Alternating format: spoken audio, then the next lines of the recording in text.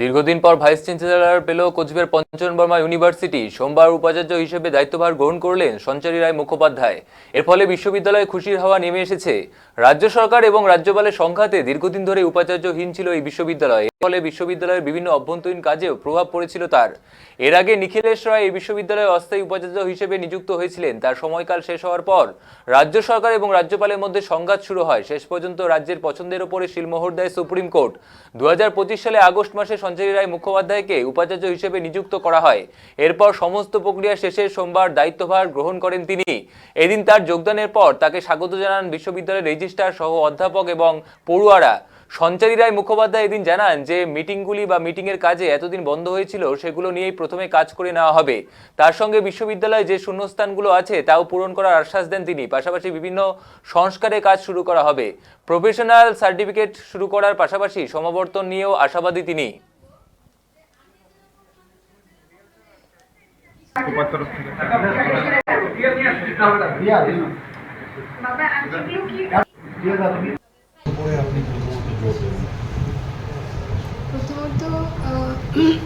প্রথমত আমাকে চেক করতে হবে, আমার রেজিস্ট্রারের কাছ থেকে সব জানতে হবে কোথায় কোথায় এখনো গ্যাপস রয়ে গেছে।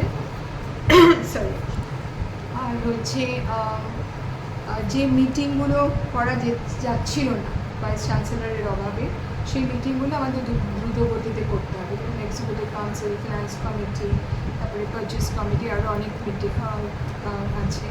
ইনফ্যাক্ট ফ্যাকাল্টি কাউন্সিলও বোধহয় আছে। এগুলো সব করতে হবে যাতে করে যা যা ম্যাটার্স রয়েছে, ডিপেন্ডিং রয়েছে, সেগুলো যাতে ক্লিয়ার করে দেওয়া যায়। আর বিসাইডস দ্যাট আমাদের ইনফ্যাক্ট একটু মুভও করতে হবে, মানে বিল্ডিং ইনফ্রাস্ট্রাকচার, তারপরে ওই নতুন একটা আপনাদের অ্যাডমিনিস্ট্রেটিভ বিল্ডিং হয়ে আছে, সেখানে শিফট করতে পারলে আমরা অনেক নতুন ঘর পাবো এবং ক্লাসরুমসগুলো অনেক পাওয়া যাবে যাতে করে স্টুডেন্টসরা বেনিফিটেড হবে। নতুন কিছু হয়তো সাবজেক্টসও খোলা যেতে পারে, সেটা ভাবতে হবে আমাদের। একটু মডার্নাইজ সাবজেক্টস, তো আমি সবসময় সেটা বলে আসছিলাম, এবং যেটাতে এমপ্লয়েবিলিটি আছে সেরকম ধরনের সাবজেক্টস খুলতে হবে। সুতরাং আমাদের স্পেস দরকার। সেই স্পেসটা আমরা দেখি, আমরা সবাই বসে আলোচনা করি এখানে, এবং আমি জাস্ট হোপিং যে সবার এখানে আশা প্রত্যাশা সবাই সব কিছুই আছে, সবাই একসাথে থাকুন আমার সাথে, নিশ্চয়ই ফুলফিল হবে সব কিছু।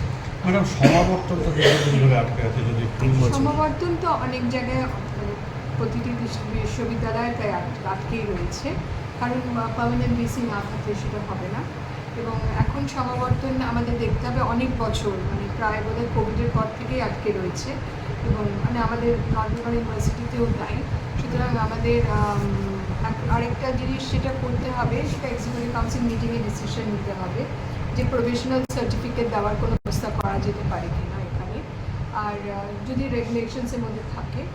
আর তা না হলে আমাদের ওয়েট করতে হবে কনভোকেশনের জন্য, এবং কনভোকেশনের ডেট এবং সেটা higher education plus chancellor, honourable chancellor জবে দেবেন আর কি, সেভাবে করা হবে। ম্যাডাম, খলিশা মানে দ্বিতীয় ক্যাম্পাসের উপরে আপনি ওটা আমি দেখতে যাব, আমি তো যাইনি কোনোদিন, ওটা আমি দেখতে যাব। ওখানে স্টেটাসটা কী দেখতে হবে বা অবস্থাটা, এবং ওখানে কী কী সাবজেক্টস রান করা হচ্ছে, সেটা